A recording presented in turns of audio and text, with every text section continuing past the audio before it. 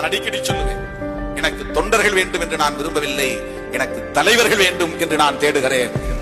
உங்கள் ஒவ்வொருவரையும் தலைவர்களாக்க வேண்டும், அதுதான் என் நோக்கம். நாளைக்கே ஒரு பேனரை உருவாக்கி விடலாம், அந்த அமைப்புக்கு நான் தான் தலைவர் என்று அறிவிக்கலாம். அது ஒன்றும் பெரிய காரியம் இல்லை. ஆனால் அவர்கள் எல்லாம் தலைவர்கள் அல்ல. தலைமை பண்புள்ளவர்கள் தான் தலைவர்கள். மக்களை நேசிக்கிறவர்கள், மக்களுடைய பிரச்சனைகளுக்கு முதன்மைத்துவம் கொடுக்கிறவர்கள், ஒரு கொள்கை கோட்பாட்டை உள்வாங்கிக் கொண்டவர்கள், அதற்காக தம் வாழ்வை அர்ப்பணித்துக் கொண்டவர்கள், அதற்காக தன்னுடைய உறக்கத்தை இழப்பவர்கள், தன்னுடைய சக்தியை செலவு செய்யக்கூடியவர்கள், அவர்கள்தான் தலைவர்கள். உழைப்புக்கு கூலி கேட்கிறவன் தலைவன் அல்ல, உழைப்புக்கு சன்மானம் கேட்கிறவன் தலைவன் அல்ல, உழைப்புக்கு அங்கீகாரம் கேட்கிறவன் தலைவன் அல்ல. எந்த சன்மானத்தையும் எதிர்பார்க்காமல் தனக்கு ஒரு நாளைக்கு 6 மணி நேரம் தூங்க வேண்டும் என்று சொன்னால் 2 மணி நேரமாவது மக்களுக்கு செலவழித்து விட்டு 4 மணி நேரம் தூங்கினால் போதும் என்று தன் உறக்கத்திற்கான நேரத்தை மக்களுக்காக செலவிடுகிறவன் தான் தலைவன்.